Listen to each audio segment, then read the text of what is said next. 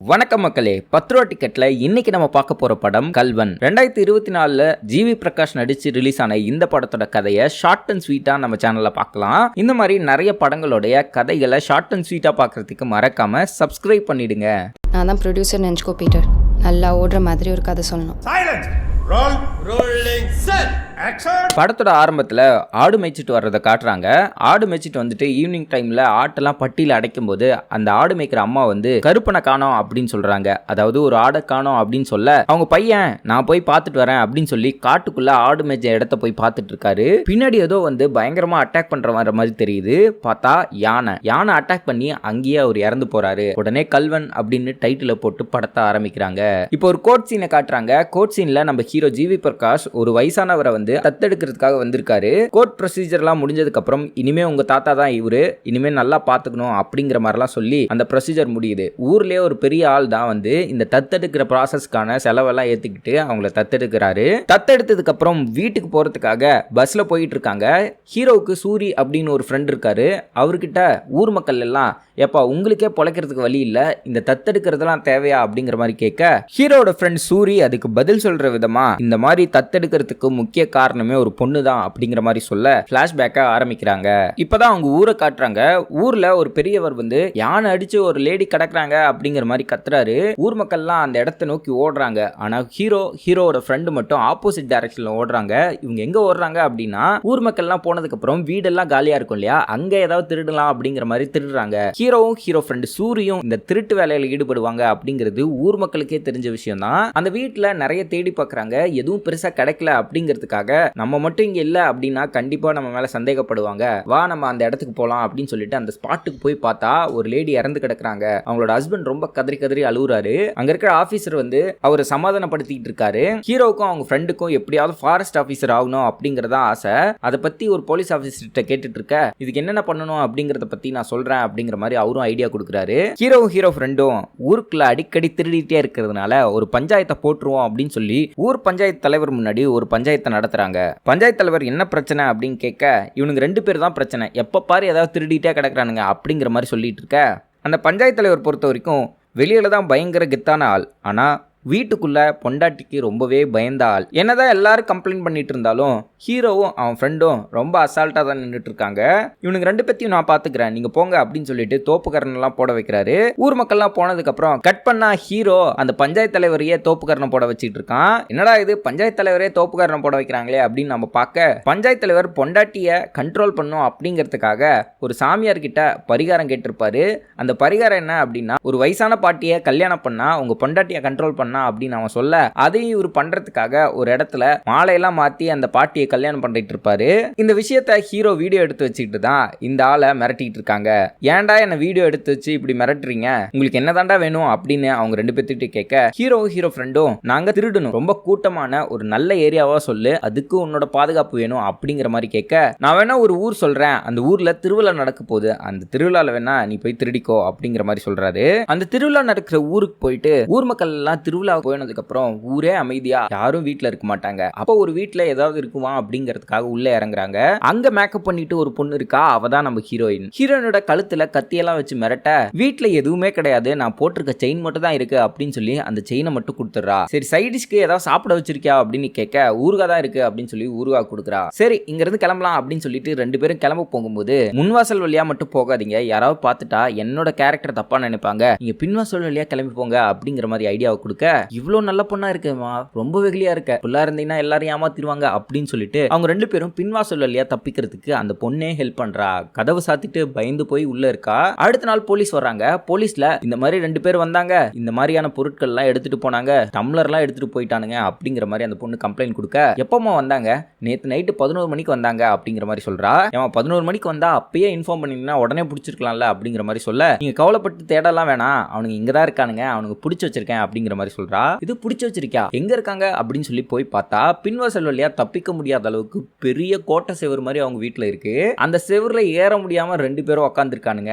ஹீரோட ஃப்ரெண்ட் என்ன சொல்றான் அப்படின்னா, இந்த வீட்டை கட்டுறதுக்கான மிச்ச செலவுல வந்து இந்த காம்பவுண்டை கட்டிருக்க மாட்டானுங்க, இவ்வளவு பெரிய காம்பவுண்ட் செவரை கட்டினதுக்கு அப்புறம் மிச்ச மீதி இருந்ததை வச்சுதான் இந்த வீடு கட்டிருக்கானுங்க போல அப்படின்னு சொல்லிட்டு ரொம்ப கஷ்டப்பட்டு ஏற ட்ரை பண்ணிட்டு இருக்காங்க. 2 பேரையும் போலீஸ் பிடிச்சி வெளியே கூட்டிட்டு போயிடுது. இந்த மாதிரி ஒரு திருடன் வந்தான் அப்படிங்கறத ஹீரோயின் அவங்க அப்பா கிட்ட சொல்ல, அவங்க அப்பா போலீஸ்ட போன் பண்ணி அந்த திருடங்க 2 பேரையும் விட்டுருங்க, நாளைக்கு என் பொண்ணுக்கு ஏதாவது பிரச்சனை வந்துட போகுது அப்படிங்கிற மாதிரி சொல்ல ஹீரோவையும் விட்டுறாங்க. ஹீரோவும் அவங்க ஃப்ரெண்டும் ஃபாரஸ்ட் ஆபீசர் ஆகிறதுக்காக ஒரு போலீஸ்ட ஹெல்ப் கேட்பாங்க இல்லையா, அந்த ஆள் கிட்ட போய் நிக்கிறாங்க. அவர் என்ன சொல்றாரு அப்படின்னா, உங்க வேலையெல்லாம் ஈஸியா ரெடி ஆயிடும், ஆளுக்கு 2 லட்சம் கொடுத்தீங்கன்னா கண்டிப்பா இந்த வேலை ஈஸியா ரெடி ஆயிடும் அப்படிங்கிற மாதிரி சொல்றாங்க. அடுத்த சீன்ல ஹீரோவை பார்க்கறதுக்கு ஒரு வயசான ஆள் வந்திருக்கான். ஒரு ஸ்கூல் பொண்ணை லவ் பண்றதாகவும் அந்த பொண்ணை எப்படியாவது வசியம் பண்ணணும், எனக்கு ரொம்ப நாளா கல்யாணம் ஆகல, கல்யாணம் பண்ண வைக்கிறதுக்காக வசியம் பண்ணணும் அப்படிங்கிற மாதிரி ஒரு மந்திரிச்ச முட்டையை கொடுத்து இந்த மந்திரிச்ச முட்டையை அந்த பொண்ணு மேல அடிக்கணும் அப்படிங்கிற மாதிரி டாஸ்க் கொடுக்குறான். காசு வருது அப்படிங்கிறதுக்காக இது பண்றதுக்காக அந்த ஸ்கூல் முன்னாடி போய் நிக்கிறாங்க. அந்த பொண்ணு யாரு அப்படின்னா ஹீரோயினோட ஃப்ரெண்டு தான். ஹீரோயின் கூடவே வர்றதுனால ஹீரோயினை பார்த்து ரொம்ப மெய் மறந்து போய் இந்த வேலையை பண்ணாம ஹீரோயினே சைட் அடிச்சிட்டு இருக்காரு ஹீரோ. ஹீரோயின் வீட்டுக்கு போனதையும் ரொம்ப பதட்டமா எதையோ தேடிட்டு இருக்காங்க. என்னடான்னு பார்த்தா ஹீரோயின் போட்டிருந்த செயினை காணோம், எங்க போயிருக்கோம் அப்படின்னு ரொம்ப யோசிச்சுட்டு இருக்கும்போது ஹீரோயின் ஸ்கூல்ல எடுத்த ஒரு செல்ஃபியை பாக்குறாங்க. அந்த செல்ஃபில ஹீரோயினோட செயின் அப்படியே தான் இருக்கு. அப்ப இந்த நடுவில் நடந்த ஏதோ ஒரு விஷயத்துல தான் காணாம போயிருக்கு அப்படிங்கிற குழப்பத்திலேயே அடுத்த நாள் ஸ்கூலுக்கு போய் பார்த்தா வேற ஒரு பொண்ணு அந்த செயினை போட்டிருக்கா. அந்த செயின் என்னோடது அப்படின்னு சொல்லி அந்த பொண்ணு கிட்ட போய் கேட்க போனா, என்ன திருடின்னு சொல்றியா, இந்த செயினை எங்க அப்பா கொடுத்தாரு அப்படிங்கிற மாதிரி சொல்ல, இந்த செயினை எப்படி வாங்குறதுன்னு தெரியலையே அப்படின்னு யோசிச்சுட்டு இருக்கும்போது அடுத்த நாளும் ஹீரோயினை பாக்குறதுக்காக ஹீரோ அந்த ஸ்கூலுக்கு போய் நிக்கிறான். சரி உங்க திருடங்க தானே, அந்த பொண்ணு கிட்ட இருந்து திருடி தந்தா அந்த செயின் நம்ம கிட்ட வந்துரும் அப்படிங்கிறதுக்காக திருடி தர சொல்லி ஹீரோயின் ஹெல்ப் கேட்க வரா ஹீரோ கிட்ட. ஆக்சுவலா அந்த செயின் போட்டிருக்க அந்த பொண்ணு யாரு அப்படின்னு பாத்தீங்கன்னா, அந்த பஞ்சாயத்து தலைவர் ஃபர்ஸ்ட் காட்டோம் இல்லையா, அவங்க பொண்ணாதான் இருப்பாரு. அந்த பஞ்சாயத்து தலைவர்கிட்ட போய் உங்க பொண்ணு கிட்ட இருந்து இந்த செயினை எப்படியாவது எடுத்து கொடுத்துரு அப்படிங்கிற மாதிரி கேட்க, முழிச்சிருக்கும் போது எடுத்தா என் பொண்ணு கொடுக்க மாட்டா, தூங்கிட்டு இருக்கும்போது நான் எடுத்து தரேன் அப்படின்னு சொல்லி எடுத்து கொடுக்க ஹீரோவும் அதை திருப்பி கொடுக்க போகிற மாதிரி அடிக்கடி அவங்க பின்னாடியே சுத்த ஆரம்பிக்கிறான். ஹீரோயினுக்கு இவங்க ரொம்ப ஃபாலோ பண்றாங்க அப்படிங்கிறது தெரிஞ்சதுக்கு அப்புறம், நீ எதுக்கு என்ன ஃபாலோ பண்ற அப்படிங்கிற மாதிரி கேட்டுறாங்க. ஹீரோவும் உன்னை லவ் பண்றேன் அப்படிங்கிற மாதிரி சொல்ல, எவ்வளவு தைரியம் தான் இந்த மாதிரி பேசுவ, இந்த செயினை எடுத்து கொடுக்க சொல்லி உங்ககிட்ட பேசுனது தான் தப்பா போச்சு, எனக்கு இந்த செயினே வேணாம் நீயே வச்சுக்கோ அப்படின்னு சொல்லி அவங்ககிட்ட கொடுத்துட்டு அங்கிருந்து கிளம்பிடுறா. அடுத்த நாள் ஹீரோட ஃப்ரெண்டு மட்டும் அந்த பொண்ணை பார்க்க வரான். நேத்து என் ஃப்ரெண்டு பேசுனது தப்பு தான், எங்களுக்கு சொந்தம்னு சொல்லிக்க யாருமே கிடையாது, நீயா வந்து அவன்கிட்ட பேசுனதுனால அதை லவ் அப்படின்னு அவன் தப்பா நினைச்சுக்கிட்டான், இந்த செயின் எங்களுக்கு வேணாம் நீயே வச்சுக்கோ, இனிமே இந்த மாதிரி தப்பு நடக்காது அப்படிங்கிற மாதிரி சொல்லிட்டு அங்கிருந்து கிளம்புறான். ஆக்சுவலா ஹீரோ தான் இந்த விஷயத்த சொல்லவே சொல்லியிருப்பான். இந்த மாதிரி பேசினா அந்த பொண்ணுக்கு இவன் மேல ஒரு சிம்பத்தி வரும் அப்படிங்கிறதுக்காக. இனிமே ஒரு 2-3 நாள் வந்து அந்த பொண்ணு கண்ணிலேயே நான் படப்பாட்டேன், அந்த பொண்ணை தேடுறாளா அப்படிங்கிறத பார்த்ததுக்கு அப்புறம் தான் அந்த பொண்ணை வந்து நான் வந்து அப்ரோச் பண்ணுவேன் அப்படிங்கிற மாதிரி சொல்றான். அடுத்த நாள் ஸ்கூல் கிட்ட போய் ஒளிஞ்சு நின்று அந்த பொண்ணு நம்மளை தேடுறாளா அப்படின்னு பார்க்க போக அந்த பொண்ணு அடுத்த நாள் ஸ்கூலுக்கு வரவே இல்லை. அடுத்து ஒரு 2-3 நாள் அந்த ஸ்கூலுக்கே வரல அப்படிங்கிறதுனால அங்க இருக்க வாட்ச்மேன்ட்ட போய் கேட்க, ஹீரோயின் ஒரு அனாத ஆசிரமத்தில் சர்வீஸ் பண்றதுக்காக ஒரு 4 நாள் போயிருக்கா அப்படிங்கிற விஷயம் தெரிய வருது. இப்போ ஹீரோவும் ஹீரோ ஃப்ரெண்டும் அந்த அனாத ஆசிரமத்துக்கு உள்ள போகணும் அப்படின்னு ட்ரை பண்றாங்க. ஆனா போக முடியல, எப்படி போகலாம் அப்படின்னு யோசிச்சுட்டு இருக்கும்போது பெயிண்டிங் கான்ட்ராக்ட் பண்றவரு ஒருத்தர் வேலை கொடுக்குறாரு. அந்த வேலைக்காக உள்ள போறாங்க. உள்ள போயிட்டு பெயிண்டிங் வேலை பண்ணிட்டு இருக்கும்போது ஹீரோயின் இவங்களை பாக்குறா. ஒருவேளை மறுபடியும் ஃபாலோ பண்ணிட்டு வந்துட்டாங்களோ அப்படின்னு யோசிச்சுட்டு இருக்கும்போது ஹீரோ சுத்தமா கண்டுக்கவே மாட்டேங்கிறான், அவனோட வேலையை மட்டும் பண்ணிட்டு இருக்கான். அந்த ஆசிரமத்துல தான் பாரதி ராஜா இருக்காரு. பாரதி ராஜா அடிக்கடி கேட்டை திறந்துட்டு அவர் அங்கிருந்து வெளியே போறதுக்கே பார்த்துட்டு இருக்காரு அப்படிங்கிறதுனால அங்க இருக்க நிர்வாகம் ரொம்பவே அவரை திட்டிட்டு இருக்காங்க. பாரதி ராஜா யாரு அப்படின்னா, அவருக்குன்னு எந்த சொந்த பந்தமும் கிடையாது, அவருக்கு இங்க இருக்கவும் பிடிக்கல. இன்னொன்னு, யாராவது இங்க இறந்து போயிட்டா அவங்கள பாக்குறதுக்காகவும் அவங்க பையன் மருமக அப்படின்னு யாராவது ஒருத்தவங்க வருவாங்க. ஆனா இவருக்கு எந்த உறவும் இல்லை அப்படிங்கிறதுனால யாராவது இறந்து போயிட்டா கூட ரொம்பவே ஃபீல் பண்ணிட்டு இருக்காரு. இதை கவனிக்கிற ஹீரோயின் அவரை ரொம்பவே நல்லா பாத்துக்கிறாங்க. பாரதி ராஜாவை இவங்க ரொம்ப கண்ணுங்கருத்துமா பாத்துக்கிறத ஹீரோ கவனிச்சுட்டே இருக்காரு. இது போக அந்த அனாத ஆசிரமத்துல இருந்து நிறைய வயசானவங்களை தத்தெடுத்துட்டு போறதையும் ஹீரோ கவனிக்கிறாரு. ஹீரோயினுக்கு ரொம்ப பிடிச்சவரா பாரதி ராஜா இருக்காரு அப்படிங்கிற காரணத்துக்காக இவரை வெளியே கூட்டு போலாம் அப்படின்னு சொல்லிட்டு பர்மிஷன் வாங்கிட்டு அவரை ஒரு நாள் வெளியே கூட்டு போய் படமெல்லாம் பார்த்து வச்சு கூட்டிட்டு வர்றாரு. இந்த தத்தெடுக்கிற விஷயம் தெரிஞ்சதுக்கு அப்புறம் நம்மளும் இவரை தத்தெடுத்துக்கலாம் அப்படிங்கிற முடிவு அங்கதான் எடுக்கிறாரு நம்ம ஹீரோ. இதெல்லாம் ஹீரோயினுக்காக தான் அப்படின்னு சொல்லிட்டு பிளாஷ்பேக்கை முடிக்கிறாரு ஹீரோட ஃப்ரெண்டு பஸ்ல. இதெல்லாம் கேட்டுட்டு இருக்க ஹீரோ ரொம்ப நேரம் கழிச்சு ஹீரோட ஃப்ரெண்ட் சூரிய கூப்பிட்டு, இதெல்லாம் அந்த பொண்ணுக்காக நீ யாரா சொன்னா, இதெல்லாம் நமக்காக தான் அப்படிங்கிற மாதிரி சொல்றாரு. இந்த ட்விஸ்ட் என்ன அப்படின்னு பாத்தீங்கன்னா, ஃபாரஸ்ட் ஆபீசர் ஆகணும் அப்படின்னா 2 லட்ச ரூபா கொடுக்கணும் அப்படின்னு சொல்லி ஒரு போலீஸ் ஆபீசர் சொன்னா இல்லையா, அந்த இடத்துல ஒரு ஒருத்தர் வந்து தன்னோட இழப்பீட்டு தொகையை வாங்குறதுக்காக வந்திருப்பாரு. அது என்ன அப்படின்னா ஃபர்ஸ்ட் சீன்ல ஒரு லேடி யானையால தாக்கப்பட்டு இறந்திருப்பாங்க இல்லையா, அவங்களுக்கு 4 லட்ச ரூபா வந்து இழப்பீடு கொடுக்கறதா கவர்மெண்ட் சொல்லியிருக்கும். அந்த இழப்பீட்டு தொகையை வாங்குறதுக்கான ஃபார்மாலிட்டிக்காக அவர் அங்க வந்திருப்பாரு. அவர் பார்க்கும்போது தான் இவரு இந்த விஷயத்தையே பண்ண ஆரம்பிப்பாரு. அதாவது நம்ம சொந்தக்காரங்க யாராவதும் யானையால தாக்கப்பட்டு இறந்தாங்க அப்படின்னா 4 லட்ச ரூபா கிடைக்கும். இந்த 4 லட்ச ரூபா வச்சு எப்படியாவது நம்ம வந்து ஃபாரஸ்ட் ஆஃபீஸர் ஆயிடலாம் அப்படிங்கிறது தான் ஹீரோட பிளான். ஹீரோயினுக்காகலாம் இதை பண்ணல அப்படிங்கிறத அங்கதான் சொல்லி முடிக்கிறாரு. இப்ப தத்தெடுத்த பெரியவரை வீட்டுக்கு கூட்டு வரதுக்காக ஊருக்குள்ள வந்தா ஊர் மக்கள் யாருமே இவங்களை மதிக்க மாட்டேங்கிறாங்க. இவங்க 2 பேரும் திருடுவாங்க அப்படிங்கிறதுனால இவங்க 2 பேரையும் மதிக்க மாட்டாங்க. இப்போ இன்னொரு ஆள் வேற சேர்ந்துட்டானா அப்படிங்கிற மாதிரி கோவப்பட்டு தான் பாக்குறாங்க மக்கள். பெரியவரும் எவ்வளவோ முயற்சி பண்ணி எல்லாருக்கூடயும் பேச ட்ரை பண்றாரு. இருந்தும் யாரும் பேச மாட்டேங்கிறாங்க. பெரியவரை வீட்டுக்கு கூட்டு வந்தா என்னடா வீடு இது, இதுக்கு பேசாம நான் அந்த அனாதாசிரமத்திலே இருந்திருப்பேனே, எனக்கு ஏதாவது சாப்பிட வாங்கிட்டு வாங்க அப்படின்னு வாங்கிட்டு வர சொன்னா தோசை வாங்கிட்டு வராங்க. எனக்கு தோசை வேணாம், பிரியாணி வேணும்னு கேட்குறாரு. பிரியாணி வாங்கிட்டு வந்து கொடுத்தா என்னடா லோக்கல் கடையில் வாங்கிட்டு வந்திருக்கீங்க, நல்ல பெரிய ஹோட்டலாக பார்த்து வாங்கிட்டு வாங்க அப்படின்னு சொல்லி பெரிய ஹோட்டல் வாங்கிட்டு வரதுக்காக அந்த பிரியாணி வாங்கிட்டு வர போனா போயிட்டு வரதுக்குள்ள இவங்க 2 பேரும் வச்சிருந்த சரக்கெல்லாம் குடிச்சிட்டு அந்த ரோட்டு கடை பிரியாணியை சாப்பிட்டு அவர் நிம்மதியாக தூங்க ஆரம்பிச்சிடுறாரு. இவரை கூப்பிட்டு வந்ததுக்கப்புறம் நமக்கு தான் தலைவலி போல, நம்ம சரக்கெல்லாம் எடுத்து குடிச்சிட்டாரு அப்படின்னு அவங்க ஃப்ரெண்டு புலம்பிட்டு இருக்கான். ஹீரோ இந்த பெரியவரை தத்தெடுக்கான் அப்படின்னு தெரிஞ்சதுக்கப்புறம் ஹீரோ ரொம்ப நல்லவன் போல அப்படிங்கிறதுக்காக ஹீரோயினும் அவங்க ஃப்ரெண்டும் அங்கே பார்க்கறதுக்காக வராங்க. ஹீரோவை நான் லவ் பண்ணுறேன் அப்படிங்கிறத அந்த தாத்தா கிட்டையும் சொல்ல, அப்படியா இந்த வீட்டுக்கு மருமகளாக வரப்போற, இந்த வீட்டு கொஞ்சம் சுத்தமாக இல்லாமல் இருக்கு, கொஞ்சம் சுத்தம் பண்ணிட்டு போமா அப்படிங்கிற மாதிரி சொல்ல ஹீரோயினும் அந்த வீட்டை கொஞ்சம் சுத்தம் பண்ணிட்டு அங்கிருந்து கிளம்புறாங்க. போற வழியிலே எதிர்த்தாப்புல நம்ம ஹீரோவும் ஃப்ரெண்டும் வர, இவன் எதுக்கு நம்ம வீட்டுக்கு வரா அப்படிங்கிற மாதிரி பார்த்து சந்தேகமாக பார்க்குறாரு. ஹீரோயினும் ரொம்ப ரொமான்டிக்காக சிரிக்க அங்கேருந்து அவங்களோட ரிலேஷன்ஷிப் மறுபடியும் ஸ்டார்ட் ஆக ஆரம்பிக்குது. அடிக்கடி அந்த தாத்தாவை பார்க்கறதுக்காக ஹீரோயின் வந்துட்டு போக இவங்களோட ரிலேஷன்ஷிப் நல்ல லவ்வில் போய் முடியுது. இப்போ ஹீரோவும் ஹீரோ ஃப்ரெண்டும் எப்படியாவது யானையை வச்சு நம்ம ஆளை தாக்கணும் அப்படிங்கிறத முடிவு பண்ணுறாங்க. காட்டுக்குள்ளே ஒரு நடு ஏரியாவை கூப்பிட்டு போய் யானைக்கிட்ட தனியாக விட்டு வந்துடலாம் அப்படிங்கிறது தான் பிளானு. நடு காட்டில் போனதுக்கப்புறம் இருங்க தாத்தா வர்றோம் அப்படின்னு சொல்லிட்டு இவங்க 2 பேர் மட்டும் தனியாக போயிட்டு யானை வந்து அடிக்குதா இல்லையான்னு பார்த்துட்டு இருக்காங்க. அந்த இடத்துக்கு ஒரு யானையும் வருது. அந்த யானை அவர் அடிக்கிறதுக்காக கிட்ட வரும்போது திடீர்னு யாரோ ஃபயர் பண்ணிடுறாங்க. யாருன்னு பார்த்தா வனத்துறையினர் வந்ததுக்கு அப்புறம், யோ வயசானவங்க விட்டுட்டு இப்படிதான் வெளியே போவீங்களா, காட்டுக்குள்ளெல்லாம் உங்க மாதிரி ஆட்கள் வரக்கூடாது அப்படின்னு எத்தனை தடவை சொல்லியிருக்கேன், ஏதாவது ஒன்று ஆயிடுச்சுன்னா யாரையா பாப்பா அப்படிங்கிற மாதிரி அந்த வனத்துறை அதிகாரியும் திட்டுறாரு.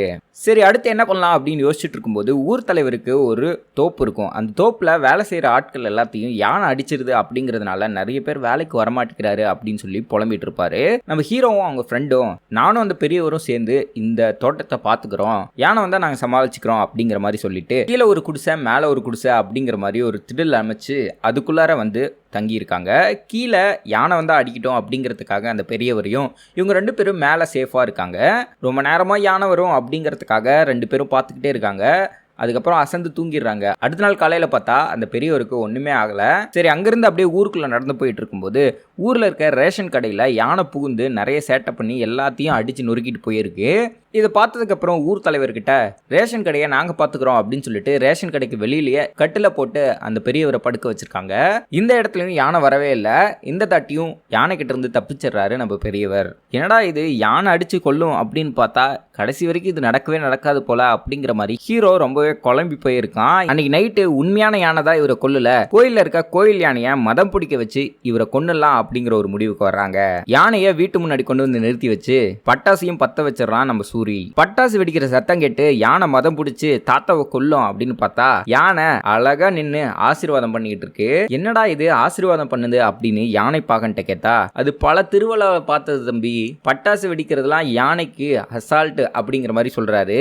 இந்த பிளானும் மொக்கையா போச்சு அப்படின்னு யோசிச்சுட்டு இருக்கும்போது தான் ஊரு ஒரு பெரிய சலசலப்பு ஏற்படுது. என்ன நடக்குது அப்படின்னு சொல்லிட்டு தாத்தா போய் பார்க்கலாம் அப்படின்னு போறாரு. சின்ன குழந்தைய ஒரு புலி வந்து ட்ராப் மாதிரி பிடிச்சி வச்சிருக்கு. அந்த புலிக்கிட்ட இருந்து எப்படி தப்பிக்க வைக்கிறது அப்படின்னு சொல்லிட்டு அவங்க அப்பா ரொம்பவே பரிதாபப்பட்டு பார்த்துட்டு இருக்காரு. ஊர் மக்கள்லாம் சுத்தி நின்று பார்த்துட்டு இருக்காங்க. அந்த இடத்துக்கு போற நம்ம தாத்தா பொறுமையா அந்த பொண்ணு கிட்ட போய் அந்த பொண்ணை அப்படியே பிடிச்சி பின்னாடி நிக்கிற அவங்க அப்பா கிட்ட டிராவல் பண்ணி விட்டுட்டு அந்த இடத்துலயே புலியே பார்த்துட்டு இருக்காரு. அந்த புலியோட கண்ணையே பார்த்துட்டு இருக்க அந்த புலி அப்படியே அமைதியா பொறுமையா காட்டுக்குள்ள போயிடுது. இந்த தாத்தாவை ஊர் மக்களுக்கு சுத்தமா பிடிக்காது. ஆனா இந்த செயலெல்லாம் பார்த்து ஆச்சரியமா பார்த்துட்டு இருக்காங்க. அந்த இடத்துலயே அந்த கோயில் யானையும் வருது. அந்த கோயில் கோயில் யானையை பார்த்தவனையும் கை அசைவிலேயே தான் சொன்னதை எல்லாத்தையும் செய்ய வைக்கிறாரு அந்த யானைய. உட்காருனா உட்காருது, ஆசீர்வாதம் பண்ணுனா ஆசீர்வாதம் பண்ணுது, எல்லாமே பண்றத பார்க்கும்போது ஊர் மக்கள்லாம் பயங்கரமா ஆச்சரியப்படுறாங்க. இதெல்லாம் எப்படா நடக்குது, இதை வச்சுதான் இந்த ஆள் தப்பிச்சிட்டு இருந்தாரா, நிறைய வித்தையை வச்சிருக்காரு அப்படின்னு சொல்லிட்டு இப்போ ஊர் மக்கள் எல்லாரும் நல்லா பழக ஆரம்பிச்சிடுறாங்க. அப்ப கேக்குறாங்க, உங்களுக்கு எப்படி இதெல்லாம் தெரியுது அப்படின்னு கேட்க, நான் வந்து ஒரு சர்க்கஸ் வச்சு நடத்திக்கிட்டு இருந்தேன், இந்த மாதிரியான விலங்குகளை கரெக்டா கண்ட்ரோல் பண்றது தான் என்னோட வேலை. அந்த சர்க்கஸ் ஏன் நடத்த முடியாம போச்சு அப்படின்னா, சினிமா வந்ததுக்கு அப்புறம் மக்களுக்கு சர்க்கஸ் மேல ஆர்வம் போயிடுச்சு, அதனால அந்த சர்க்கஸ் இழுத்து மூட வேண்டியதா போச்சு அப்படிங்கிற மாதிரி சொல்றாரு. இதுக்கப்புறம் அந்த தோட்டத்தை பாத்துக்கிற வேலையில கூலி எல்லாம் பஞ்சாயத்து தலைவர்கிட்ட இருந்து இவரே வாங்கிக்கிட்டு, இன்னைக்கு அந்த பக்கம் வேலை இருக்கு, இந்த பக்கம் வேலை இருக்கு அப்படின்னு சொல்லிட்டு ஹீரோ ஃப்ரெண்டையும் இவரு ஆர்டர் போட்டு அந்த வேலைக்கு போங்க இந்த வேலைக்கு போங்க, நான் கூலிலாம் வாங்கிட்டேன் அப்படிங்கிற மாதிரி ஹீரோ ஃப்ரெண்டே வந்து ஆர்டர் போட்டுக்கிட்டு இருக்காரு. இவங்க ரெண்டு பேருக்கும் ரொம்பவே டென்ஷனா இருக்கு. நம்ம ஒரு விஷயத்தை யோசிச்சு இவரு கூட்டிட்டு வந்தா இவரு நம்மளே ஆர்டர் போட்டுட்டு இருக்காரு அப்படிங்கிற மாதிரி கடுப்புல இருக்காங்க. யானை கொண்டு தாத்தா சாகுற மாதிரி தெரியல, அதனால யானையோட கால் ஒன்று கொண்டு வந்திருக்கேன், இந்த காலை வச்சு இந்த தாத்தாவை கொன்னுட்டு யானை தான் கொன்னுடுச்சு அப்படின்னு டிராமா பண்ணிடலாம் அப்படின்னு ஹீரோவுக்கு ஐடியா குடிக்கிறான் சூரி. இது கேட்டவனையும் ஹீரோ என்ன சொல்றான் அப்படின்னா, பைத்திய மாதிரி பேசாதா, முதல்ல அதை ஒளிச்சு வை, இது இருக்கு அப்படின்னு தெரிஞ்சாலே நம்ம மாட்டிக்குவோம் அப்படின்னு அந்த யானை காலை எடுத்து அந்த வீட்லயே ஒரு பறன் மாதிரி இருக்கு அந்த இடத்துல ஒளிச்சு வச்சிடறான். அடுத்த நாள் ஹீரோயின் தாத்தாவை பாக்குறதுக்காக வரா, ட்ரெஸ் எல்லாம் வாங்கிட்டு வரா. தாத்தா காசெல்லாம் கொடுத்து ஹீரோயினையும் கொஞ்சம் வெளியே போய் டைம் ஸ்பெண்ட் பண்ணிட்டு வாங்க அப்படிங்கிற மாதிரி சொல்றாங்க. ஹீரோயினும் ஒரு கோயிலுக்கு போய் சாமி கும்பிட போறாங்க. அங்கேயே உட்காந்து பேசிட்டு இருக்கும்போது ஹீரோ என்ன சொல்றான் அப்படின்னா, ஹோம்ல இருக்க மாதிரி தாத்தா இல்ல, இங்க வந்ததுக்கு அப்புறம் ரொம்பவே பந்தா பண்றாரு, எங்களோட கூலி பணத்தெல்லாம் வாங்கி வச்சுக்கிட்டு அவரு எங்களுக்கே திருப்பி தர மாதிரி ரொம்ப நல்ல ஒரு மாதிரி நடிக்கிறாரு அப்படிங்கிற மாதிரி சொல்லிட்டு இருக்கா. ஹீரோயின் என்ன சொல்றா அப்படின்னா, ஒரு லெட்டர் மாதிரி எடுத்து கொடுக்குறா. அந்த லெட்டரை பிரிச்சு படிச்சா ஹீரோக்கான ஃபாரஸ்ட் ஆபீசர் வேலை கிடைக்குது. இது என்னடா இப்படி அப்படின்னு யோசிச்சு பார்க்கும்போது இந்த வேலைக்கு பின்னாடி தாத்தா தான் இருந்திருக்காரு. அன்னைக்கு புலி அடக்குனார் இல்லையா, அதை யாரோ வீடியோ எடுத்து ஃபாரஸ்ட் ஆபீசரோட ஹையர் அபிஷியலுக்கு அனுப்பியிருக்காங்க. அவங்க பார்த்துட்டு இந்த தாத்தா யாரு, இவரை நான் பார்க்கணும் அப்படின்னு சொல்றாங்க. அந்த தாத்தாவை நேரில் பார்த்தவனையும் அந்த ஆபீசர் வந்து உங்களுக்கு என்ன வேணும் அப்படின்னு கேட்க, எனக்கு எதுவும் வேணாம், ஆனா என் பேரனுங்க வந்து இந்த மாதிரி வேலைக்காக இது பண்ணிட்டு இருக்காங்க, அதனால அவங்களுக்கு ஒரு வேலை கொடுங்க அப்படிங்கிற மாதிரி ஹீரோவுக்கு அந்த வேலையை வாங்கி கொடுத்ததே தாத்தாவா தான் இருப்பாரு. இதெல்லாம் கேட்டவனையும் ஹீரோவுக்கு இவ்வளவு நாள் நம்ம பண்ணதே ரொம்ப தப்பா போச்சு, ஆக்சுவலா நம்ம கொலை பண்றதுக்காக தான் கூட்டு வந்தோம் அப்படிங்கிறது ஹீரோயினுக்கே தெரியாது, நமக்குள்ள இவ்வளோ பெரிய குற்ற உணர்ச்சி உருவாக்கிட்டாரே தாத்தா அப்படிங்கிற மாதிரி யோசிக்கிறாங்க. இந்த விஷயம் தெரிஞ்சவனையும் நேரா தாத்தாவை போய் பார்த்து காலில் விழுந்து மன்னிப்பு கேட்கிறாரு. இப்படி நடந்துட்டு இருக்கும்போது அந்த அனாத ஆசிரமத்துல இருந்து ஒரு ஃபங்க்ஷனுக்காக தாத்தாவை கூப்பிடுறாங்க. தாத்தாவும் ஹீரோவும் அங்க போறாங்க. ஊருக்குள்ள இந்த டைம்ல என்ன நடக்குது அப்படின்னா, நிறைய யானைகள் ஊருக்குள்ள வரப்போகுது அப்படிங்கிற எங்களுக்கு அறிகுறி கிடைச்சிருக்கு, இதனால மக்கள் எல்லாரும் இங்க இருந்து கிளம்புங்க, ரொம்ப ஜாக்கிரதையா இருக்க வேண்டிய நேரம் அப்படிங்கிற மாதிரி சொல்ல, ஹீரோட ஃப்ரெண்ட் சூரி இதுதான் சரியான தருணம், தாத்தா இந்த இடத்துல இருந்தாருன்னா அவர் ஈஸியா யானையை வச்சு போட்டு தள்ளிடலாம் அப்படிங்கிறதுக்காக ஹீரோட போனுக்கு போன் பண்ண அந்த போன் வந்து ஹீரோயின் கையில இருக்கு. ஹீரோயின் சூரி கால் பண்றதை அட்டன் பண்ணவனையும் தாத்தாவை கொலை பண்ண இதுதான் சரியான டைம் அப்படிங்கிற மாதிரி சொல்றான். இவன் என்ன திடீர்னு தாத்தாவை கொலை பண்ண சொல்றான் அப்படின்னு ஹீரோயினுக்கு சுத்தமா புரியல. உடனே ஹீரோட வீட்டுக்கு போய் தாத்தா இருந்த இடத்த ரூம் எல்லாம் செக் பண்ணி பார்க்கும்போது தான் அங்க யானை கால் இருக்கிறது தெரியுது. அதுக்கு பக்கத்திலேயே பேப்பர் கட்டிங்ல யானை அடிச்சு செத்தவங்களுக்கு 4 லட்ச ரூபா கொடுக்க போறோம் அப்படிங்கிற அந்த பேப்பர் கட்டிங்கும் இருக்கு. 4 லட்ச ரூபாய்க்காக தாத்தாவே போட்டு தள்ளுறதுக்காக தான் ஆசிரமத்துல இருந்து கூட்டிட்டு வந்தான் அப்படிங்கறத ஹீரோயின் தெரிஞ்சுக்கிறாங்க. இது தெரிஞ்சவனையும் அனாத ஆசிரமத்துல இருக்கக்கூடிய நம்ம ஹீரோவும் தாத்தா கிட்டையும் நேரா போய் இவ்வளவு கேவலமா நடந்துக்குவேன்னு தெரியல, இப்படி இருக்க ஒன்னதான் நான் கல்யாணம் பண்ணிட்டு வாழ போறேன் அப்படின்னு நினைச்சாலே பயமா இருக்கு, என் மூஞ்சிலே முழிக்காதா அப்படின்னு சொல்லி அங்கிருந்து கிளம்பி போயிடுறா ஹீரோயின். நீ முதல்ல எந்த எதிர்பார்ப்பும் இல்லாம என்ன தத்தெடுக்கிறேன் அப்படின்னு சொல்லும் போதே எனக்கு தெரியும் நீ ஏதோ ஒரு ஆதாயத்தோட தான் இதை பண்ற அப்படின்னு. அதுக்கப்புறம் உங்க கூட சேர்ந்து வாழும்போது நீங்க என்ன கொலை பண்ண தான் ட்ரை பண்றீங்க அப்படிங்கிறது நல்லாவே தெரிஞ்சுது. நீ திருந்தி ஒரு நல்ல வேலைக்கு போனீங்கன்னா எனக்கு சந்தோஷம் தான். சர்க்கஸ்ல இருக்கும்போது நிறைய விலங்குகளை வந்து கூண்டுக்குள்ள அடைச்சு வச்சு நிறைய சித்திரவதை பண்ணிருக்கோம், நாங்க சொல்றபடி நடக்கணும் அப்படிங்கிறதுக்காக அடிச்சு கூட இருக்கோம். ஆனா என்னையே வந்து அனாத ஆசிரமத்துல கேட்டுக்குள்ள அடைச்சு என்ன வெளியே போக கூடாது அப்படின்னு சொல்லும் போதுதான் அந்த விலங்குகள் எல்லாத்தையும் நான் எந்த அளவுக்கு துன்புறுத்தினேன் அப்படிங்கிறது எனக்கு தெரிஞ்சது. நல்லதோ கெட்டதோ அந்த இடத்துல இருந்து என்ன தனியா கூட்டு வந்து எனக்கு ஒரு உறவு இருக்கு அப்படின்னு நம்ப வச்சல, அதுக்காக தான் உனக்கு இந்த நல்லது செஞ்சேன் அப்படிங்கிற மாதிரி தாத்தா சொல்றாரு. இதுக்கப்புறம் ஒரு நாள் ராத்திரி தாத்தாவும் ஹீரோட ஃப்ரெண்ட் சூரியும் வீட்டுல இருக்காங்க. தாத்தா நல்லா குடிச்சிட்டு படுத்து கிடக்குறாரு. ஹீரோட ஃப்ரெண்ட் சூரி என்ன பண்றான் அப்படின்னா, குடிச்சிருக்க டைம்ல தான் காட்டுக்குள்ள தூக்கிட்டு போய் போட்டா யானை மிதிச்சு சாக முடியும் அப்படிங்கிறதுக்காக தாத்தாவை தூக்கிட்டு போய் நடுக்காட்டுல போட்டுட்டு வந்துடுறான். ஹீரோ கோவமா வந்து வீட்டுல வந்து எங்கடா தாத்தா அப்படிங்கிற மாதிரி கேட்க, அந்த தாத்தா யானை அடிச்சு சாக போறாரு, நான் தான் தூக்கிட்டு போய் காட்டுக்குள்ள போட்டேன்ல அப்படிங்கிற மாதிரி சொல்ல ஹீரோ பதறி போயிடுறான். ஐயோ அப்படி ஏன்டா பண்ண அப்படிங்கிற மாதிரி அவர் எவ்வளவு நல்லவர் அப்படிங்கிற விஷயத்தெல்லாம் சொல்லி உடனே போய் காப்பாற்றணும் அப்படிங்கிறதுக்காக ஹீரோ அந்த காட்டுக்குள்ள ஓடி போய் பார்க்க ஒரு பெரிய குழிக்குள்ளார தாத்தா கிடக்குறாரு. காப்பாத்தலான்னு போகும்போது ஒரு யானை பயங்கரமா அடிச்சிருது. நடா யானை அடிக்குதுன்னு திரும்பி பார்த்தா கிட்டத்தட்ட ஒரு 10 யானை சூத்த போட்டுருது. எப்படியோ போராடி அங்கிருந்து தாத்தாவை மீட்டுறாங்க. தாத்தா இந்த மாதிரி யானை கிட்ட மாட்டிக்கிட்டாரு அப்படின்னு தெரிஞ்சவனையும் ஹீரோயினும் அந்த இடத்துக்கு வந்துடுறாங்க. தாத்தா கடைசி நேரத்துல என்ன சொல்றாரு அப்படின்னா, இவன் முன்ன மாதிரி கிடையாதுமா, என்னை காப்பாத்துறதுக்காக தான் இங்க வந்திருக்கான், இவன் கூட நீ கண்டிப்பா சேர்ந்து வாழணும் அப்படிங்கிற மாதிரி சொல்றாங்க. இதுக்கப்புறம் ஹீரோவுக்கு அந்த வேலை கிடைச்சதுனால அந்த வேலைக்கு போயிடுறாங்க. சில வருடங்களுக்கு பிறகு 2 பேரும் கல்யாணம் பண்ணிருக்க மாதிரி காட்டுறாங்க. அந்த டைம்ல அந்த ஊருக்குள்ளார திடீர்னு ஒரு அனௌன்ஸ்மெண்ட் வருது. யானை அடிச்சு சித்தவங்களுக்கு எல்லாம் 8 லட்சம் ரூபாய் தர்றோம் அப்படிங்கிற மாதிரி அனௌன்ஸ்மெண்டோட ஒரு வண்டி சுத்தி வருது. இதை ஹீரோவும் ஹீரோ ஃப்ரெண்டும் பார்த்துட்டு திரும்பி தாத்தாவை பாக்குறாங்க. இப்படியே ஃபன்னா இந்த படம் இதோட முடியுது.